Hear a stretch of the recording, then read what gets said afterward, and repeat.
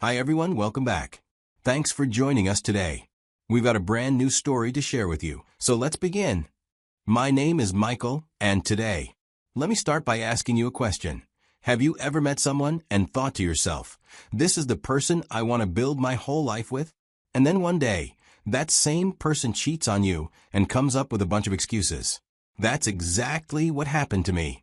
Before my wife, Addison, even opened her mouth to suggest that we should have an open marriage, which was just her fancy way of covering up what she was already doing, I already knew the truth.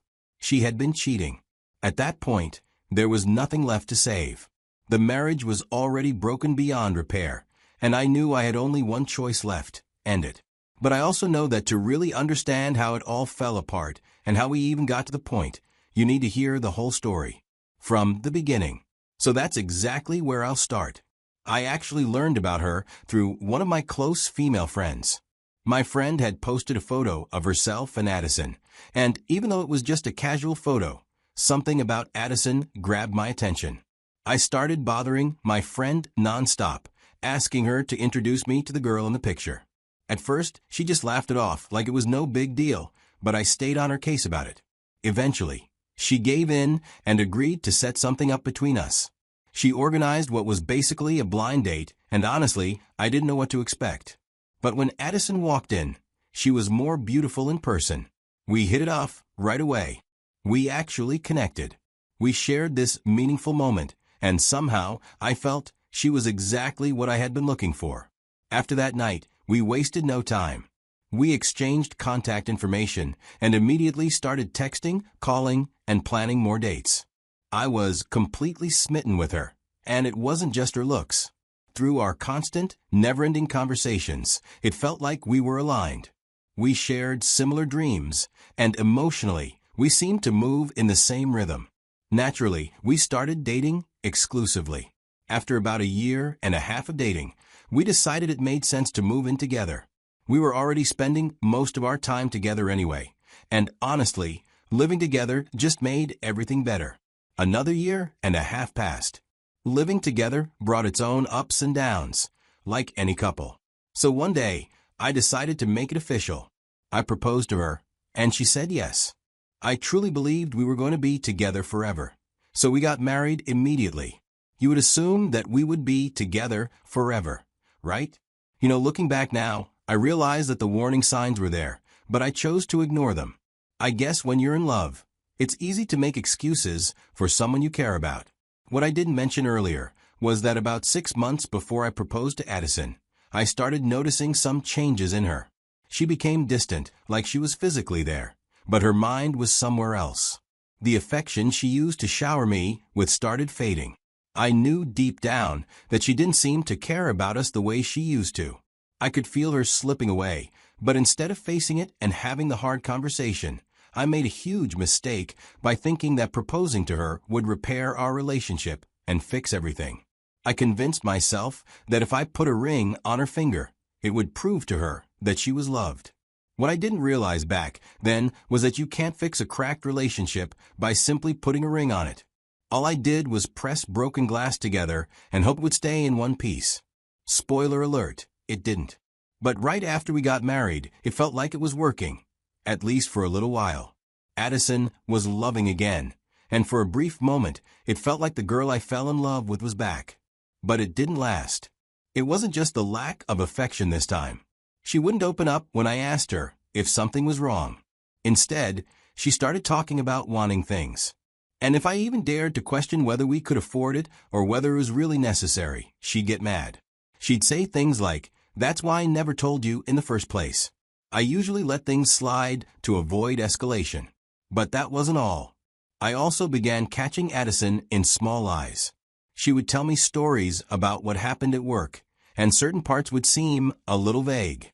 Maybe she would say she stayed late because of a meeting that ran overtime, or that she and a few coworkers went out for a quick drink to celebrate finishing a project. I wanted to believe her, so I didn't push. But then, later, when she would retell the same story, new details would pop up, details that didn't line up with the original version. One time, she said the meeting ended late because her boss was disorganized, but later, It turned out that they were celebrating a birthday at the office. Things just didn't add up. I started to pay closer attention. When I tried to gently point out the contradictions, she would immediately get defensive. Every time she reacted that way, I would back off. I told myself it wasn't worth starting a fight over what might be nothing. Her behavior didn't stop at the little lies either. Slowly, it evolved into something harder to ignore. Addison started staying out late more often than usual. At first, she would say she had to work late. That's normal, right? I thought so too. But then her excuse sometimes, when she came home smelling of alcohol, became celebrations with her work friends, random get-togethers. If it wasn't work, it was her friends. Always some new excuse. I didn't want to be that controlling husband who questions his wife's every move. So I gave her the benefit of the doubt and trusted her. Or at least, I tried to. It wasn't until our bedroom intimacy changed that I realized things were out of hand. When I reached for her at night, she would say she was tired, that work was stressing her out, or that she just wasn't in the mood. Whenever I asked if we could talk through this situation, she would flip it around and somehow make me feel like I was the one causing problems. I found myself apologizing for even asking. After a while, it felt like I was walking on eggshells in my own home. Anything could set her off, and once she was angry, she would storm off or tell me she needed space. I kept calm. One Wednesday evening, I was just wrapping up at my own office when Addison called me. She said she was working late on some last-minute project they needed to finish up before morning. I didn't think much of it at first. It wasn't the first time she claimed to be swamped at work. So, trying to be thoughtful, I decided to swing by her favorite bakery on the way home. I figured, why not surprise her with some of her favorite snacks? A little gesture to brighten up her long night. Back then, even with all the cracks showing in our marriage, a part of me still wanted to believe that things could get better. When I got to her office building, I parked and headed inside. The lobby was pretty empty, just a sleepy security guard flipping through a magazine. I asked him if he could call up to Addison's floor so I could drop off some food for her. He looked a little confused and said, "Sir, most of the offices cleared out about an hour ago. Nobody's up there now." At first, I thought he was mistaken. But I thanked him, turned around, and walked back to my car with the snacks still in my hand. I sat there for a moment before calling her. I asked if she could remind me where she put some documents I needed. Just a random excuse to get her talking. As we chatted, I slipped in the question, "Still at the office?" She said, "Yeah, I'll probably be done in an hour or so. Just wrapping things up." I sat there, phone to my ear, listening to her lie so easily, like it was nothing. After we hung up, I remembered something. Months earlier, we had installed AirTags on our car keys because we kept misplacing them. I opened the app and checked her car's location. What I saw shocked me. Her car wasn't at the office. It was parked at a hotel about 15 minutes away. I didn't think. I just drove. When I got to the hotel, I didn't go inside because I didn't need more proof. Seeing her car sitting there, parked neatly among a row of other cars, was enough. There was no work emergency or a tight deadline. Just Addison choosing to be somewhere else, with someone else. The drive home was quiet. I kept going back and forth in my head. Part of me wanted to pull her aside the second she walked through the door and shout at her while watching her scramble for excuses.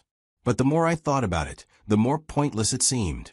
I realized I didn't even want an explanation. What was the point of digging through more lies? She'd only deny it, twist it, flip it back on me. No, I decided right there. I wasn't going to confront her. I was going to end the marriage. Later that night, she came home. She threw her bag on the sofa and started rambling about how this unplanned task had popped up at work, how everyone was under so much pressure to hit some imaginary deadline. She made up details, even names of coworkers who stayed late with her. I just stood there, watching her perform this little story, lying straight to my face without even blinking. I didn't call her out or ask any questions. I simply watched. In that moment, it was clear. There was nothing left to save, nothing left to fight for. I knew, without a doubt, that our marriage was already over. She just didn't know it yet. The very next morning, after finding out she was having something with another man, I woke up knowing exactly what needed to be done. First thing, I started liquidating the money we had been saving for a down payment on our first home. Quietly, and without saying a word to her, I moved the funds into my personal control and then used the money to buy physical gold and silver. I wasn't keeping them here either. I arranged for them to be stored in secure vaults outside of the United States, somewhere she and the court system couldn't reach. It was a long few days of careful planning, making sure everything was watertight, covering every detail. I even hired a divorce attorney right after that to prepare the divorce papers. I wanted everything lined up perfectly so that when the time came, it would be quick, smooth, and final. My behavior at home also changed deliberately. I stopped making any effort to pretend anymore. If she was going to stay out late, then fine. So would I. I started keeping my own late nights, not even bothering to tell her where I was going or when I'd be back. When she walked through the door, after being out with friends, I didn't ask a single question. I became a blank, unmoved, and unreadable wall. I didn't initiate conversations anymore, and when she tried to, I gave her the bare minimum. I could see the confusion sometimes flicker across her face. She couldn't understand the change. The thought of another man touching her disgusted me. She wasn't my Addison anymore. She was somebody else's, and might have been for a long time. After about a month of my completely pulling back or making any effort around the house, Addison finally decided to address it. One evening, she asked if we could sit down and talk. I agreed, mostly out of curiosity. Addison told me she had been thinking a lot about what modern relationships look like. She said things are changing, and that maybe we were holding on to old-fashioned ideas about marriage. She said, "I still love you, but maybe if we explored other people, it would actually make us stronger." She had this look on her face like she was offering some wise solution, like she had thought long and hard about this, and was now presenting it to me like a gift. But all I could hear behind her words was one thing: guilt. She wasn't trying to save our marriage. She was trying to excuse what she's already doing. I just sat there quietly for a few seconds, then I looked her dead in the eyes and said as calmly as I could, "We don't need an open marriage, because this marriage is already over. You're free to go be with whoever you've been waiting for." I gave her two options right then and there.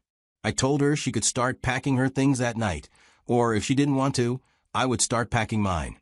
Either way, we were done. Addison blinked a few times like she didn't understand what she just heard. Then she started doing what I later realized was classic gaslighting.